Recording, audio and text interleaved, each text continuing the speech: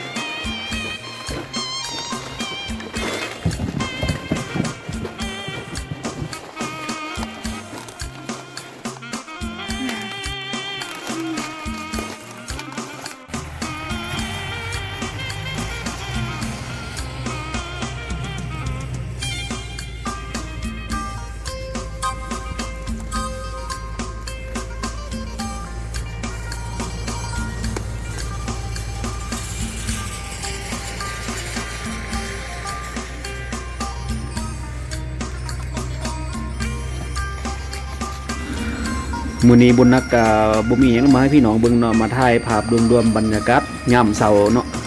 ให้ทุกคนได้เบิ่งกันนะว่าอยู่สวน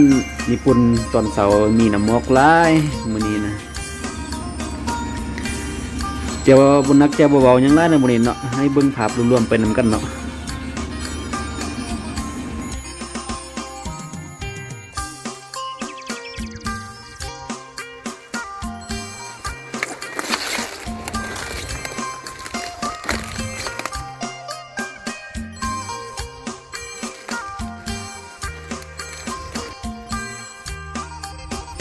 บรรยากาศดีพี่น้องกำลังสิเข้าช่วงหน้าหนาวแล้วเนาะหมอกก็ตกหลายเรากำลังกินข้าวตอนเช้านะพี่น้อง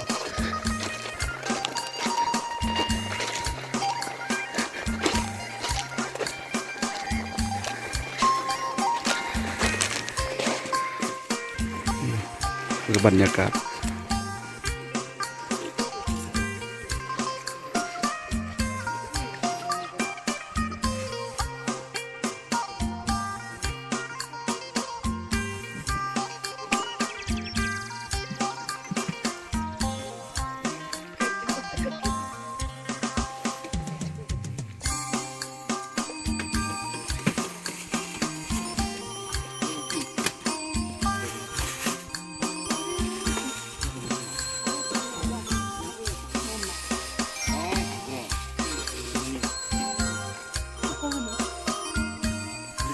กำลัง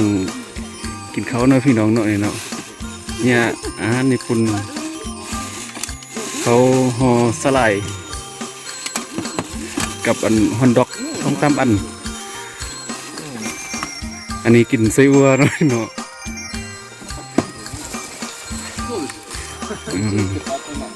เนี่ยอาหารลาวเฮาไส้วัวเขากับน้าบ่ไส้วัวนะนี่นะเขากันอยู่เนาะ